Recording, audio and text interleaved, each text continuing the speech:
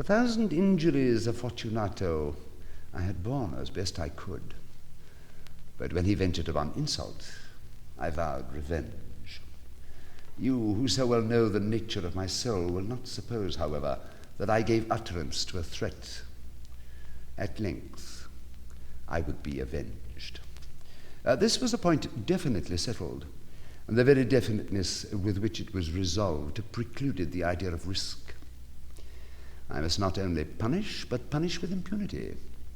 A wrong is unredressed when retribution overtakes its redresser. It is equally unredressed when the avenger fails to make himself felt as such to him who has done the wrong. It must be understood that neither by word nor deed had I given Fortunato cause to doubt my goodwill. I continued, as was my wont, to smile in his face, and he did not perceive that my smile now was at the thought of his immolation. He had a weak point, this Fortunato, although in other regards he was a man to be respected and even feared. He prided himself on his connoisseurship of wine. In this respect I did not differ from him materially. I was skillful in the Italian vintages myself, and bought largely whenever I could. It was about dusk, one evening during the supreme madness of the carnival season, that I encountered my friend. He accosted me with excessive warmth, for he had been drinking much. The man wore motley. He had a tight-fitting party striped dress, and his head was surmounted by the conical cap and bells. I was so pleased to see him that I thought I should never have done wringing his hand. I said to him, "My dear Fortunato, you are luckily met. How remarkably well you're looking today. But I have received a pipe of what passes for Amontillado, and I have my doubts." "How?" said he. "Amontillado? A pipe? Impossible. In the middle of the carnival?" "I have my doubts," I replied. "And I was silly enough to pay the full Amontillado price without consulting you in the matter. You were not to be found, and I was fearful of losing a bargain. Amontillado? I have my doubts." "Amontillado?" "And I must satisfy them." "Amontillado?" As you're engaged, I'm on my way to Lucchese. If anyone has a critical turn, it is he. He will tell me, Lucchese cannot tell Amontillado from sherry. And yet some fools will have it that his taste is a match for your own. Come, let us go. Whither? To your vaults? Oh, my dear friend, no, I will not impose upon your good nature. I perceive that you have an engagement. Lucchese, I have no engagement. Come. My friend, no. It is not the engagement, but the severe cold with which I perceive you are afflicted. The vaults are insufferably damp. They are encrusted with nitre. Let us go, nevertheless. The cold is merely nothing. Amontillado? Oh, you've been imposed upon. And as for Lucchese, he cannot distinguish sherry from Amontillado. Thus speaking, Fortunato possessed himself of my arm. Putting on a mask of black silk and drawing a roquelaire closely about my person, I suffered him to hurry me to my palazzo. There were no attendants at home.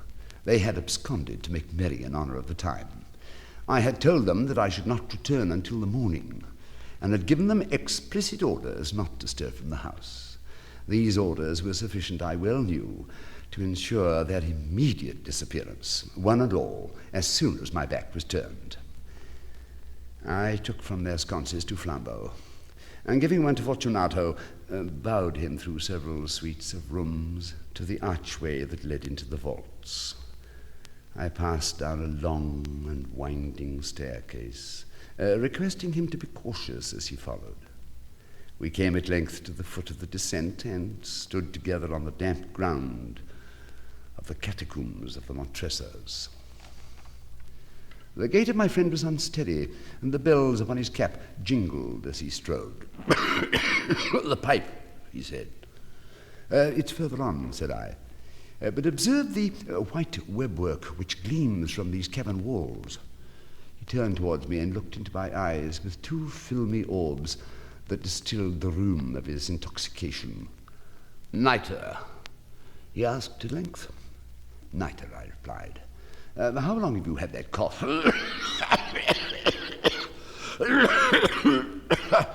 My poor friend found it impossible to reply for many minutes. "It's nothing," he said at last.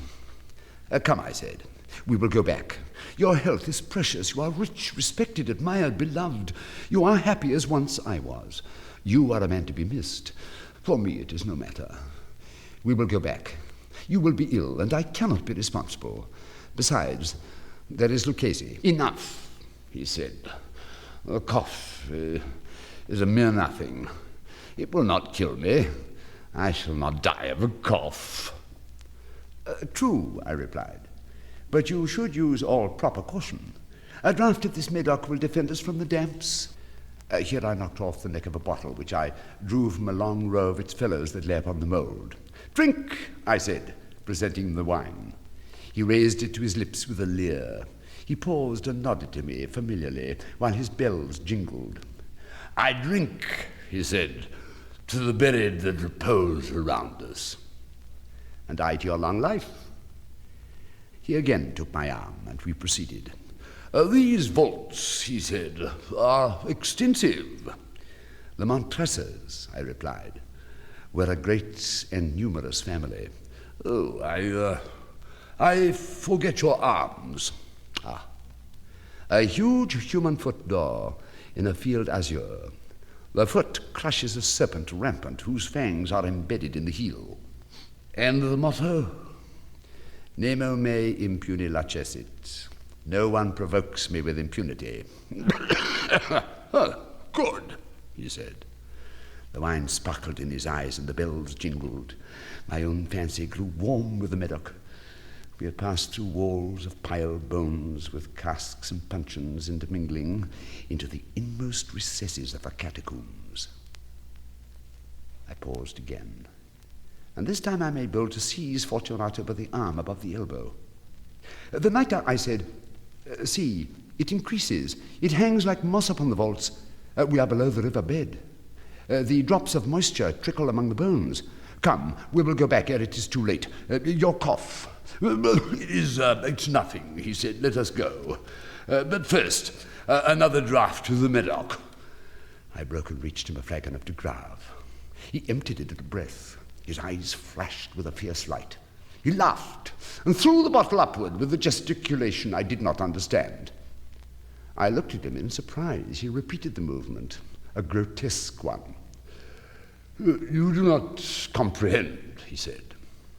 Not I replied. Then you are not of the Brotherhood. How? You are not of the Masons. Yes, I replied. Yes. You? Impossible. A Mason? A Mason, I replied. A sign, he said. It is this, I answered, producing a trowel from beneath the folds of my roquelaire. You jest, he exclaimed, recoiling a few paces. But let us proceed to the Amontillado. Be it so, I said, replacing the tool beneath the cloak and again offering him my arm. He leaned upon it heavily. We continued our route in search of the Amontillado. We passed through a range of low arches, descended, passed on, and ascending again, arrived at a deep crypt in which the foulness of the air caused our flambeau rather to glow than flame. At the most remote end of the crypt there appeared another, less spacious. Its walls had been lined with human remains, piled to the vault overhead in the fashion of the old catacombs of Paris. 3 sides of this interior crypt were still ornamented in this manner. From the fourth, the bones had been thrown down and lay promiscuously upon the earth, forming at one point a mound of some size. Within the wall, thus exposed by the displacing of the bones, we perceived a still interior recess, in depth about 4 feet, in width 3, in height 6 or 7. It was in vain that Fortunato, uplifting his dull torch, endeavored to pry into the depth of the recess. Its termination the feeble light did not enable us to see. Proceed, I said. Here is the Amontillado. As for Lucchese, he's an ignoramus, interrupted my friend, as he stepped unsteadily forward while I followed immediately at his heels. In an instant, he had reached the extremity of the niche, and finding his progress arrested by the rock, stood stupidly bewildered. A moment more, and I fettered him to the granite. In its surface were 2 iron staples. From one of these depended a short chain, from the other a padlock. Throwing the links about his waist, it was but the work of a few seconds to secure it. He was too much astonished to resist. Withdrawing the key, I stepped back from the recess. Pass your hand, I said, over the wall. You cannot help feeling the nitre. Indeed, it is very damp. Once more, let me implore you to return. No? Then I must positively leave you. But I must first render you all the little attentions in my power. The Amontillado! Ejaculated my friend, not yet recovered from his astonishment. True, I replied. The Amontillado. As I said these words, I busied myself among the pile of bones of which I have before spoken. Throwing them aside, I soon uncovered a quantity of building stone and mortar. With these materials, and with the aid of my trowel, I began vigorously to wall up the entrance to the niche. I had scarcely laid the first tier of the masonry when I discovered that the intoxication of Fortunato had in great measure worn off. The earliest indication I had of this was a low moaning cry from the depth of the recess. It was not the cry of a drunken man. There was then a long and obstinate silence. I laid the second tier and the third and the fourth. Then I heard the furious vibrations of the chain. The noise lasted for several minutes, during which, that I might hearken to it with more satisfaction, I ceased my labours and sat down upon the bones. When at last the clanking subsided, I resumed the trowel and finished without interruption the 5th, the 6th, and the 7th tier. The wall was now nearly upon a level with my breast. I again paused, and holding the flambeau over the mason work, threw a few feeble rays upon the figure within. A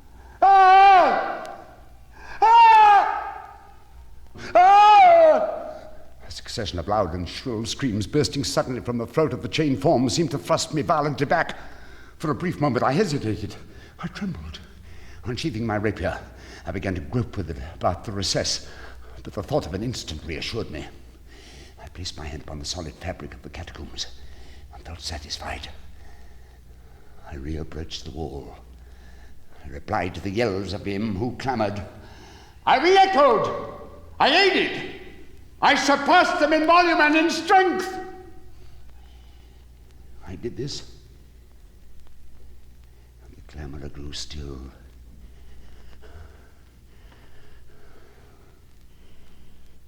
It was now midnight. My task was drawing to a close. I completed the 8th, the 9th, and the 10th tier.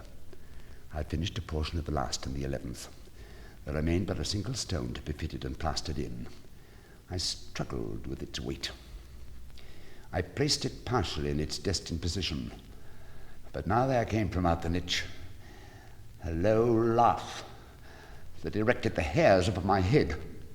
It was succeeded by a sad voice, which I had difficulty in recognizing as that of the noble Fortunato. The voice said, a very good joke indeed, an excellent jest. We will have many a rich laugh about it at the palazzo over our wine. The Amontillado, I said. Yes, the Amontillado. But is it not getting late? Will not they be waiting us at the palazzo, the Lady Fortunato and the rest? Let us be gone. Yes, I said. Let us be gone. For the love of God, Montressor. Yes, I said. For the love of God. But to these words I hearkened in vain for a reply. I grew impatient. I called aloud. Fortunato! No answer. I called again. Fortunato!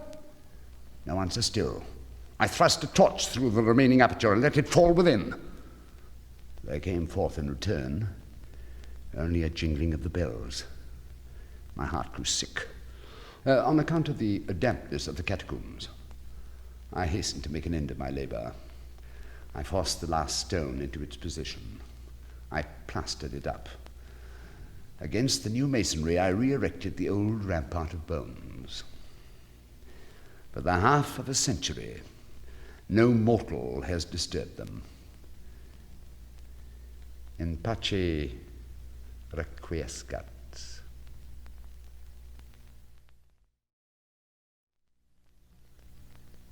Of course, I shall not pretend to consider it any matter for wonder that the extraordinary case of Monsieur Valdemar has excited discussion. It would have been a miracle had it not, especially under the circumstances. It is now rendered necessary that I give the facts, as far as I comprehend them myself. They are succinctly these. My attention for the last 3 years had been repeatedly drawn to the subject of mesmerism, and about 9 months ago it occurred to me quite suddenly that in the series of experiments made hitherto there had been a very remarkable and most unaccountable omission. No person had as yet been mesmerized in articulo mortis. It remained to be seen, first, whether in such condition there existed in the patient any susceptibility to the magnetic influence. Secondly, whether, if any existed, it was impaired or increased by the condition. Thirdly, to what extent or for how long a period the encroachments of death might be arrested by the process. In looking around me for some subject by whose means I might test these particulars, I was brought to think of my friend Monsieur Ernest Valdemar, the well-known compiler of the Bibliotheca Forensica, and author under the nom de plume of Isaac Marx of the Polish versions of Wallenstein and Gargantua. Monsieur Valdemar, who has resided principally at Harlem, New York since the year 1839, is, or was, particularly noticeable for the extreme spareness of his person, his lower limbs much resembling those of John Randolph, and also for the whiteness of his whiskers, in violent contrast to the blackness of his hair, the latter in consequence being very generally mistaken for a wig. His temperament was markedly nervous, and rendered him a good subject for mesmeric experiment. On 2 or 3 occasions I put him to sleep with little difficulty, but was disappointed in other results, which his peculiar constitution had naturally led me to anticipate. His will was at no period positively or thoroughly under my control. I always attributed my failure at these points to the disordered state of his health. For some months previous to my becoming acquainted with him, his physicians had declared him in a confirmed phthisis. It was his custom, indeed, to speak calmly of his approaching dissolution, as of a matter neither to be avoided nor regretted. When the ideas to which I have alluded first occurred to me, it was, of course, very natural that I should think of Monsieur Valdemar. I knew the steady philosophy of the man too well to apprehend any scruples from him, and he had no relatives in America who would be likely to interfere. I spoke to him frankly upon the subject, and to my surprise, his interest seemed vividly excited. I say to my surprise, for although he had always yielded his person freely to my experiments, he had never before given me any tokens of sympathy with what I did. His disease was of that character which would admit of exact calculation in respect to the epoch of its termination in death, and it was finally arranged between us that he would send for me about 24 hours before the period announced by his physicians as that of his decease. It is now rather more than 7 months since I received from Monsieur Valdemar himself the subjoined note. My dear P., you may as well come now. D and F are agreed that I cannot hold up beyond tomorrow midnight, and I think they have hit the time very nearly. Valdemar. I received this note within half an hour after it was written, and in 15 minutes more I was in the dying man's chamber. I had not seen him for 10 days, and was appalled by the fearful alteration which the brief interval had wrought in him. His face wore a leaden hue, the eyes were utterly lustreless, and the emaciation was so extreme that the skin had been broken through by the cheekbones. Doctors D and F were in attendance. After pressing Valdemar's hand, I took these gentlemen aside and obtained from them a minute account of the patient's condition. The left lung had been for 18 months in a semi-osseous or cartilaginous state, and was, of course, entirely useless for all purposes of vitality.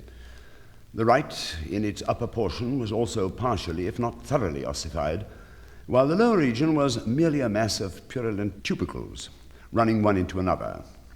It was the opinion of both physicians that Monsieur Valdemar would die about midnight on the morrow, Sunday. It was then about 7 o'clock on Saturday evening. When they'd gone, I spoke freely with Monsieur Valdemar on the subject of his approaching dissolution, as well as, more particularly, of the experiment proposed. It wanted about 5 minutes of 8 when, taking the patient's hand, I begged him to state as distinctly as he could whether he was entirely willing that I should make the experiment of mesmerizing him in his then condition. He replied feebly, yet quite audibly, "Yes, I wish to be mesmerized.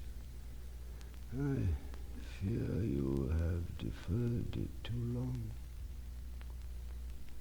While he spoke thus, I commenced the passes which I had already found most effectual in subduing him. He was evidently influenced with the first lateral stroke of my hand across his forehead, but although I exerted all my powers, no further perceptible effect was induced until some minutes after 10 o'clock, when doctors D and F called according to appointment. I explained to them in a few words what I designed, and as they opposed no objection, saying that the patient was already in the death agony, I proceeded without hesitation, exchanging, however, the lateral passes for downward ones and directing my gaze entirely into the right eye of the sufferer. By this time his pulse was imperceptible and his breathing was stertorous, and at intervals of half a minute. The patient's extremities were of an icy coldness. At 5 minutes before 11, I perceived unequivocal signs of mesmeric influence. The glassy roll of the eye was changed for that expression of uneasy inward examination, which is never seen except in cases of sleep-waking. With a few rapid lateral passes, I made the lids quiver, as in incipient sleep, and with a few more, I closed them altogether. I was not satisfied, however, with this, but continued the manipulations vigorously, and with the fullest exertion of the will, until I had completely stiffened the limbs of the slumberer, after placing them in a seemingly easy position. When I had accomplished this, it was fully midnight, and I requested the gentleman present to examine Monsieur Valdemar's condition. The pulse was imperceptible. The breathing was gentle, scarcely noticeable, unless through the application of a mirror to the lips. The eyes were closed naturally, and the limbs were as rigid and as cold as marble. Still, the general appearance was certainly not that of death. As I approached Monsieur Valdemar, I made a kind of half effort to influence his right arm into pursuit of my own, as I passed the latter gently to and fro above his person.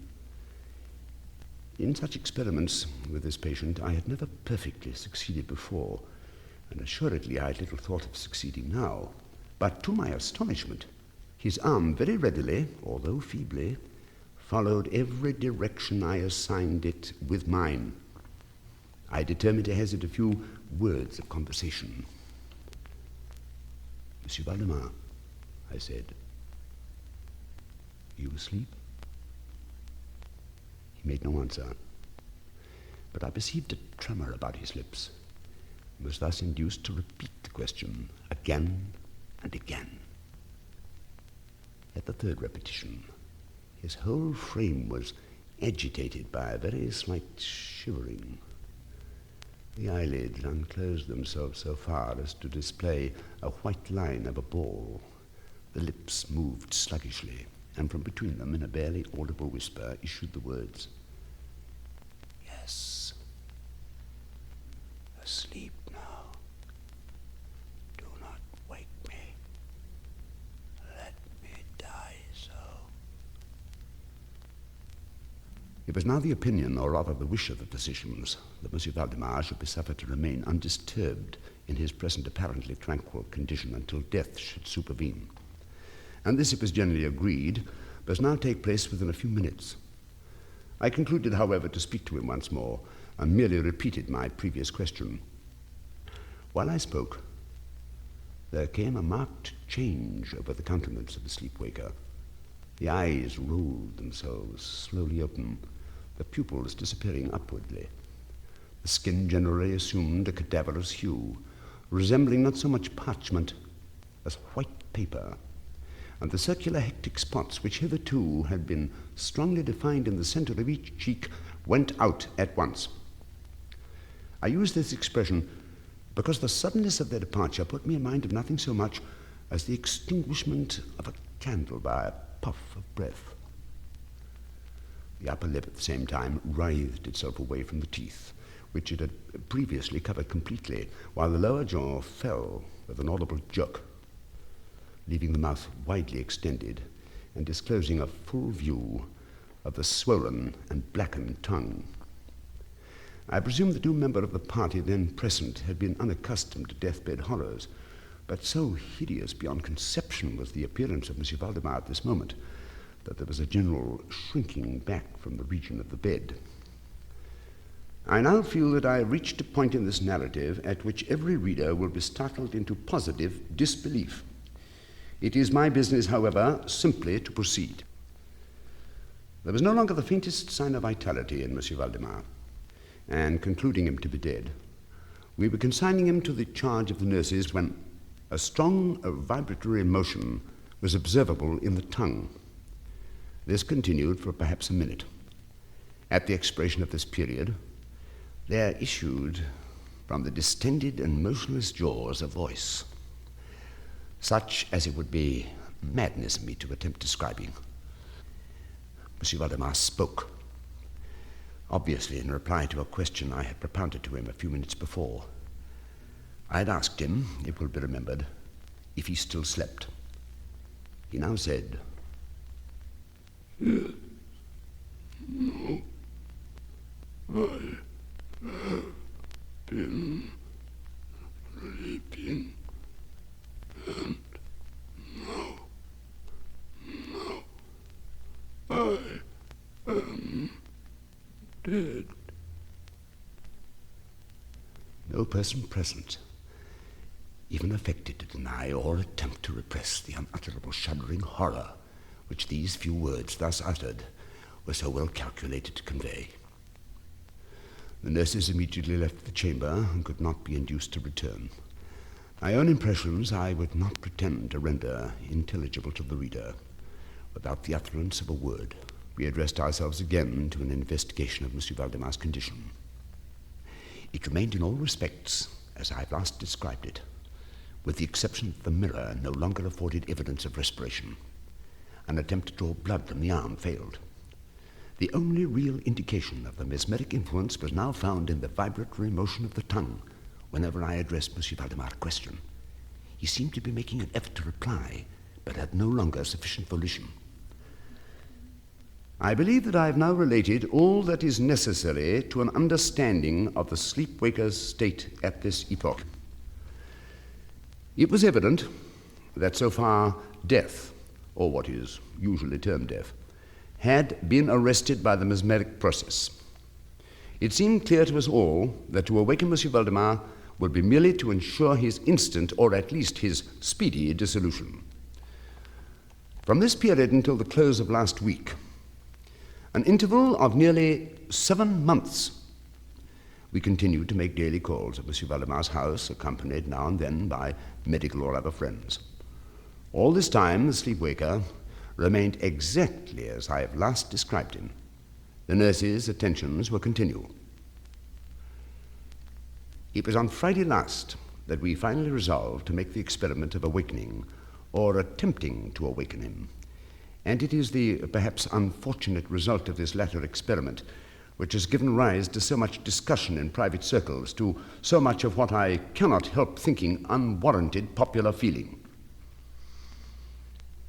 For the purpose of relieving Monsieur Valdemar from mesmeric trance, I made use of the customary passes.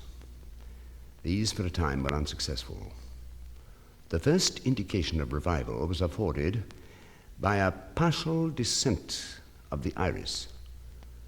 It was observed as especially remarkable that this lowering of the pupil was accompanied by the profuse outflowing of a yellowish ichor from beneath the lids, of a pungent and highly offensive odor. Dr. F. then intimated a desire to have me put a question. I did so as follows. Monsieur Valdemar, can you explain to us what are your feelings or wishes now? There was an instant return of the hectic circles on the cheeks. The tongue quivered, or rather rolled violently in the mouth, although the jaws and lips remained rigid as before. And at length the same hideous voice which I've already described broke forth. For God's sake, quick, put me to sleep. Oh, quick, awaken me, quick. I say to you that I am dead. I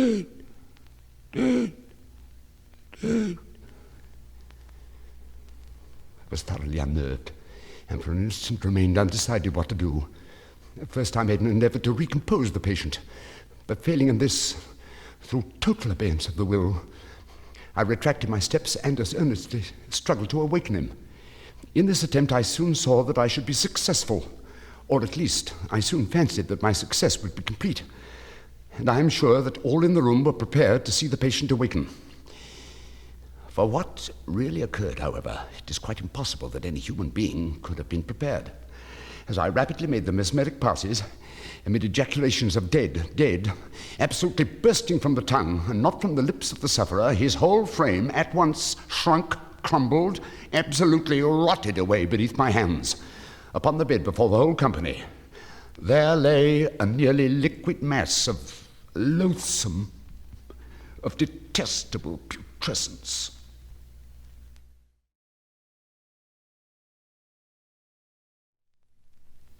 I was sick unto death with that long agony. And when they at length unbound me, and I was permitted to sit, I felt that my senses were leaving me. The sentence, the dread sentence of death, was the last distinct accentuation which reached my ears. After that, the sound of the inquisitorial voices seemed merged in one dreamy, indeterminate hum. This only for a brief period, for presently I heard no more. Yet for a while I saw, but with how terrible an exaggeration. I saw the lips of the black-robed judges. They appeared to me white, and thin even to grotesqueness, thin with the intensity of their expression of firmness, of immovable resolution, of stern contempt of human torture. I saw that the decrees of what to me was fate were still issuing from their lips. I saw them writhe with a deadly locution. I saw them fashion the syllables of my name, and I shuddered because no sound succeeded. I saw, too, for a few moments of delirious horror, the soft and nearly imperceptible waving of the sable draperies which enwrapped the walls of the apartment. And then my vision fell upon the 7 tall candles upon the table. At first they wore the aspect of charity, and seemed white, slender angels who would save me. But then all at once there came a most deadly nausea over my spirit, and I felt every fibre of my frame thrill as if I touched the wire of a galvanic battery, while the angel forms became meaningless spectres with heads of flame, and I saw that from them there would be no help. And then there stole into my fancy, like a rich musical note, the thought of what sweet rest there must be in the grave. The thought came gently, stealthily, but just as my spirit came at length properly to feel and entertain it, the figures of the judges vanished as if magically from before me. The tall candles sank into nothingness. Their flames went out utterly. The blackness of darkness supervened. All sensations appeared swallowed up in a mad rushing descent as of the soul into Hades. The shadows of memory tell indistinctly of tall figures that lifted and bore me in silence down, down, still down, till a hideous dizziness oppressed me at the mere idea of the interminableness of the descent. They tell also of a vague horror at my heart, on account of that heart's unnatural stillness. Then comes a sense of sudden motionlessness throughout all things, as if those who bore me, a ghastly train, had outrun in their descent the limits of the limitless, and paused from the wearisomeness of their toil. After this, I call to mind flatness, dampness, and then all is madness, the madness of a memory which busies itself among forbidden things.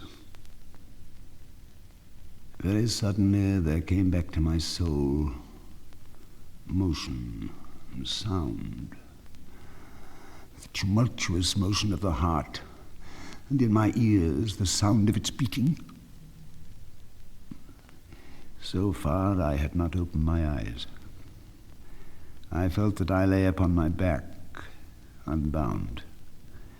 I reached out my hand, and it fell heavily upon something damp and hard.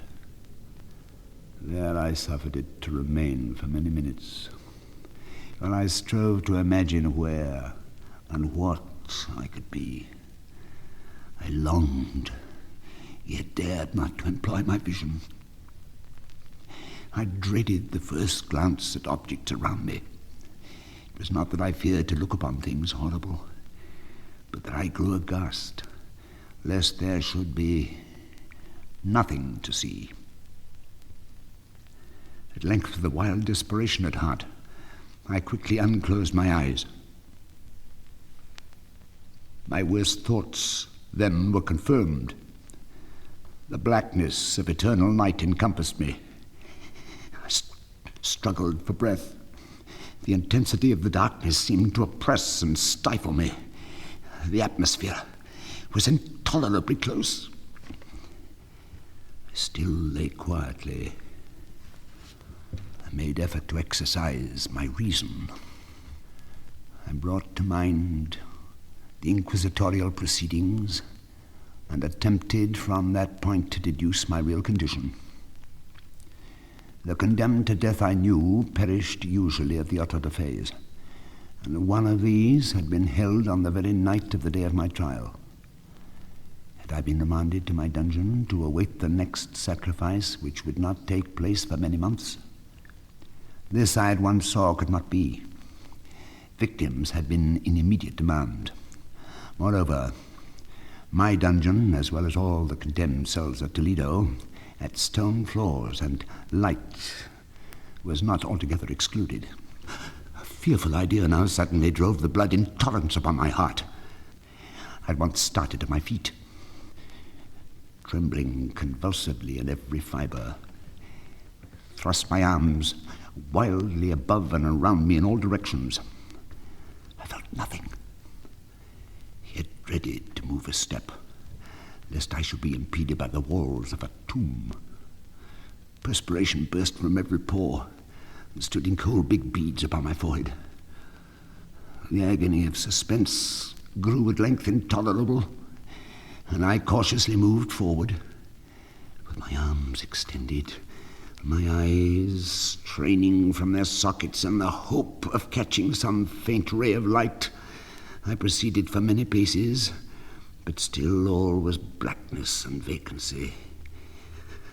I breathed more freely. It seemed evident that mine was not, at least, the most hideous of fates. And now, as I still continued to step cautiously onward, there came thronging upon my recollection 1,000 vague rumors of the horrors of Toledo.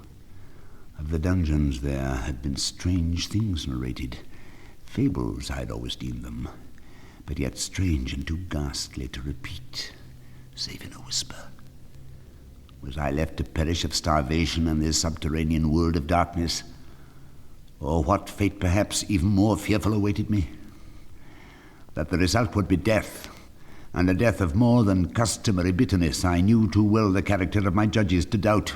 The mode and the hour were all that occupied and distracted me.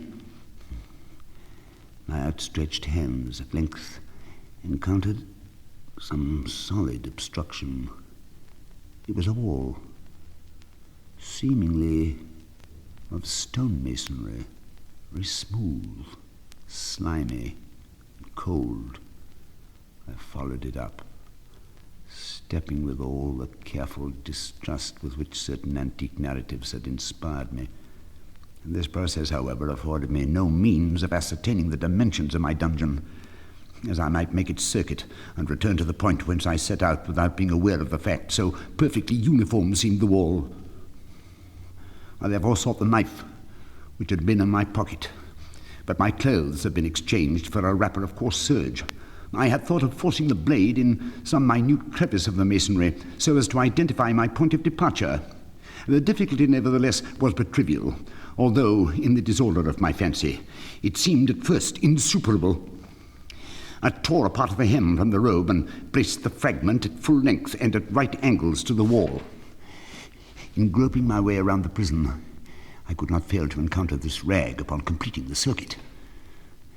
I staggered onward for some time, when I stumbled and fell. My excessive fatigue induced me to remain prostrate, and sleep soon overtook me as I lay. Upon awaking and stretching forth an arm, I found beside me a loaf and a pitcher with water. I was too much exhausted to reflect upon this circumstance, but ate and drank with avidity. Shortly afterward, I resumed my tour around the prison, and with much toil came at last upon the fragment of the serge. Up to the period when I fell, I had counted 52 paces, and upon resuming my walk, I had counted 48 more when I arrived at the rag. There was in all, then, 100 paces, and admitting 2 paces to the yard, I presumed the dungeon to be 50 yards in circuit. Quitting the wall, I resolved to cross the area of the enclosure. At first I proceeded with extreme caution, for the floor, although seemingly of solid material, was treacherous with slime. At length, however, I took courage and did not hesitate to step firmly, endeavoring to cross in as direct a line as possible. I had advanced some 10 or 12 paces in this manner, when the remnant of the torn hem of my robe became entangled between my legs. I stepped on it and fell violently on my face. My chin rested upon the floor of the prison, but my lips, the upper portion of my head, although seemingly at a less elevation than the chin, touched nothing. At the same time, my forehead seemed bathed in a clammy vapor, and a peculiar smell of decayed fungus arose to my nostrils. I put forward my arm and shuddered to find that I had fallen at the very brink of a circular pit. Groping about the masonry just below the margin, I succeeded in dislodging a small fragment and let it fall into the abyss. For many seconds, I hearkened as it dashed against the sides of the chasm in its descent. At length, there was a sullen plunge into water, succeeded by loud echoes. At the same moment there came a sound, the quick opening and as rapid closing of a door overhead, while a faint gleam of light flashed suddenly through the gloom and as suddenly faded away. I saw clearly the doom which had been prepared for me, and congratulated myself upon the timely accident by which I had escaped. Another step before my fall, and the world had seen me no more. Shaking in every limb, I groped my way back to the wall, resolving there to perish rather than risk the terrors of the well, of which my imagination now pictured many in various positions about the dungeon. In other conditions of mind, I might have had courage to end my misery at once by a plunge into one of these abysses, but now I was the veriest of cowards. Neither could I forget what I had read of these pits, that the sudden extinction of life formed no part of their most horrible plan. Agitation of spirit kept me awake for many long hours, but at length I again slumbered. On arousing, I found by my side, as before, a loaf and a pitcher of water. A burning thirst consumed me, and I emptied the vessel at a draught. It must have been drugged, for scarcely had I drunk before I became irresistibly drowsy, and a deep sleep fell upon me. How long it lasted, of course, I know not. But when once again I unclosed my eyes, the objects around me were visible. By a wild, sulphurous lustre, the origin of which I could not at first determine, I was enabled to see the extent and aspect of the prison. In its size I had been greatly mistaken. The whole circuit of its walls did not exceed 25 yards. For some minutes this fact occasioned me a world of vain trouble. Vain indeed. For what could be of less importance under the terrible circumstances which environed me than the mere dimensions of my dungeon? The general shape of the prison was square. What I'd taken for masonry seemed now to be iron or some other metal in huge plates whose sutures or joints occasioned the depression. The entire surface of this metallic enclosure was rudely daubed in all the hideous and repulsive devices to which the charnel superstition of the monks had given rise. I observed that the outlines of these monstrosities were sufficiently distinct, but that the colours seemed faded and blurred, as if from the effects of a damp atmosphere. I now noticed the floor, too, which was stone. In the centre yawned the circular pit from whose jaws I had escaped, but it was the only one in the dungeon. All this I saw indistinctly and by much effort, for my personal condition had been greatly changed during slumber. I now lay upon my back, and at full length on a species of low framework of wood. To this I was securely bound by a long strap, resembling a surcingle. It passed in many convolutions about my limbs and body, leaving at liberty only my head and my left arm to such extent that I could, by dint of much exertion, supply myself with food from an earthen dish which lay by my side on the floor. I saw to my horror that the pitcher had been removed. I say to my horror, for I was consumed with intolerable thirst. This thirst it appeared to be the design of my persecutors to stimulate, for the food in the dish was meat, pungently seasoned. Looking upward, I surveyed the ceiling of my prison. It was some 30 or 40 feet overhead, and constructed much as the side walls. In one of its panels, a very singular figure riveted my whole attention.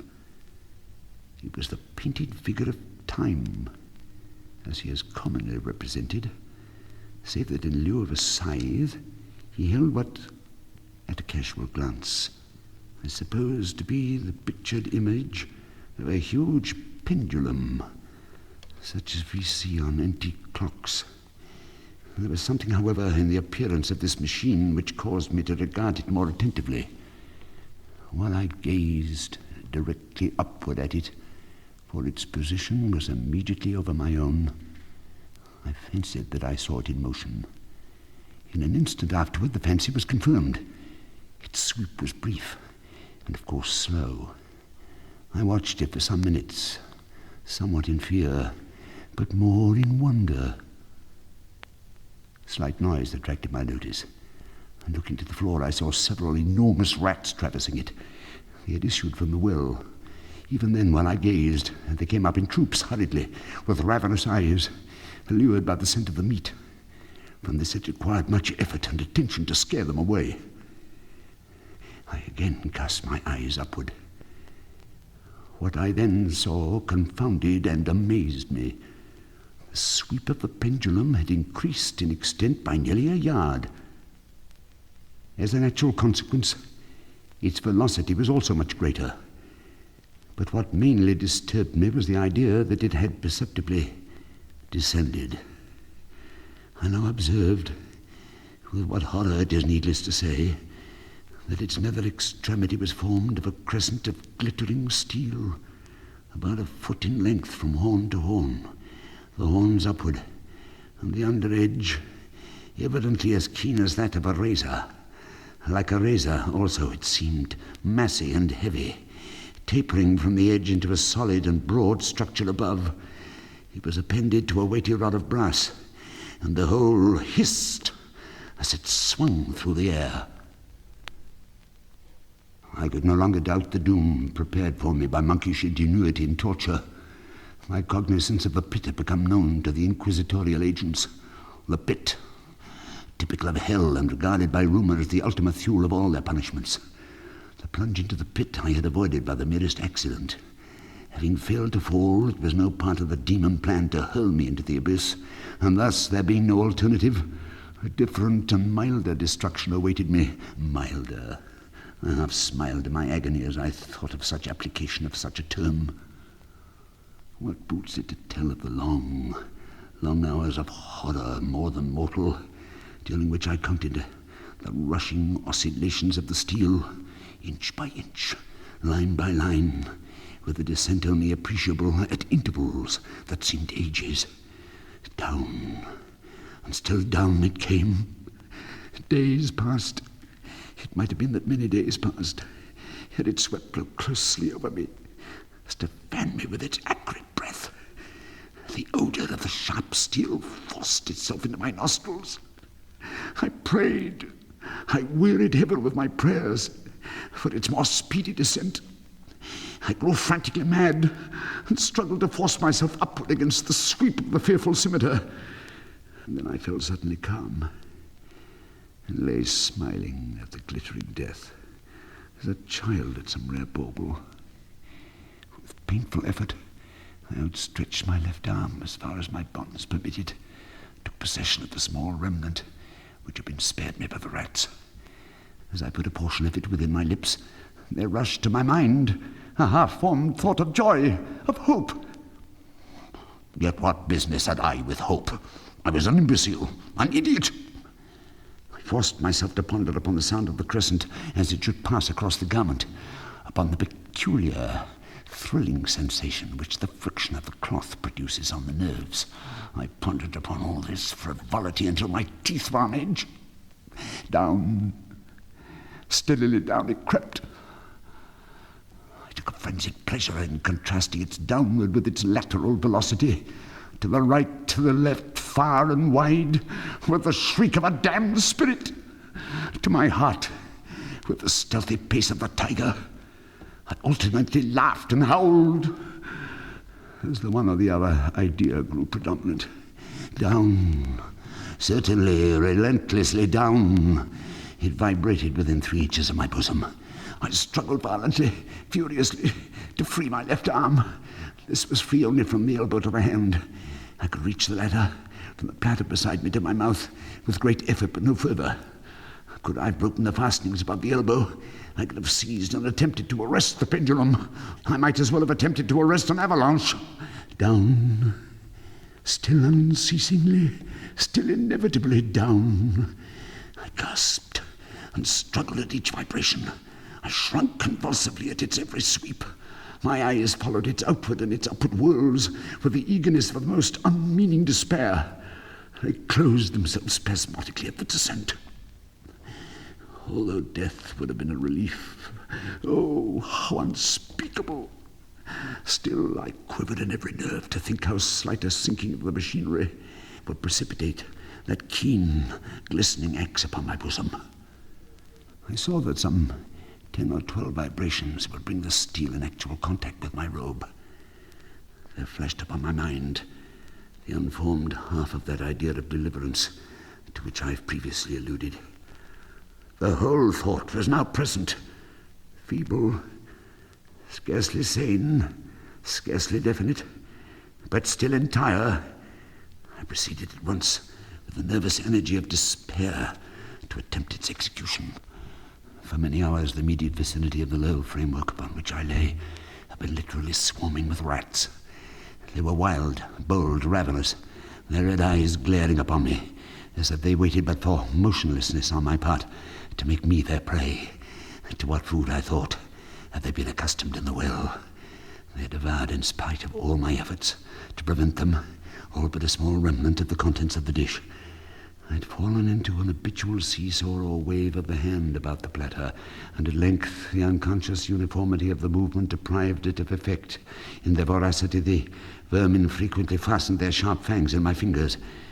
With the particles of the oily and spicy viand which now remained, I thoroughly rubbed the bandage wherever I could reach it. Then, raising my hand from the floor, I lay breathlessly still. At first, the ravenous animals were startled and terrified at the change, at the cessation of movement. They shrank alarmedly back. Many sought the well, but this was only for a moment. I had not counted in vain upon their voracity. One or two of the boldest leaped upon the framework and smelt at the surcingle. This seemed the signal for a general rush. Forth from the well they leaped in hundreds upon my person. The measured movement of the pendulum disturbed them not at all. Avoiding its strokes, they busied themselves with the anointed bandage. They pressed, they swarmed upon me in ever-accumulating heaps. They writhed upon my throat. Their cold lips sought my own. I was half stifled by their thronging pressure. Disgust, for which the world has no name, swelled my bosom, and chilled with a heavy clamminess my heart. Yet 1 minute, and I felt that the struggle would be over. Plainly I perceived the loosening of the bandage. I knew that in more than one place it must be already severed. With a more than human resolution, I lay still. Nor had I erred in my calculations, nor had I endured in vain. I at length felt that I was free.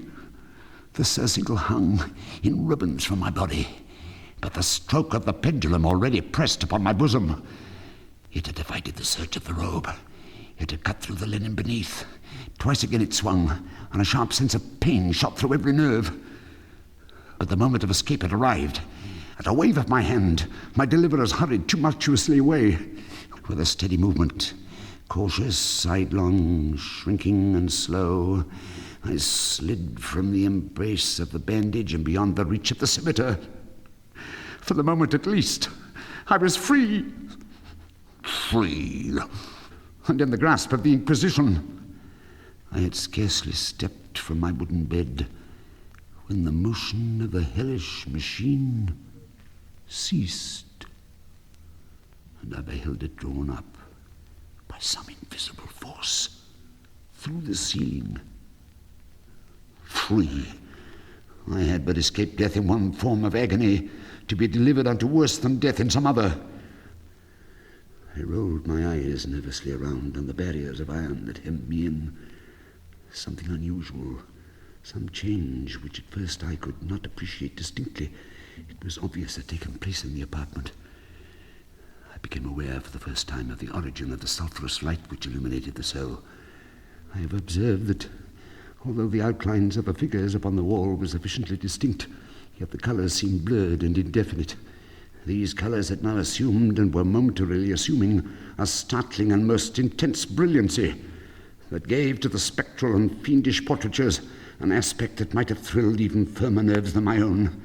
Demon eyes, of a wild and ghastly vivacity, glared upon me in 1,000 directions, where none had been visible before, and gleamed with the lurid lustre of a fire that I could not force my imagination to regard as unreal.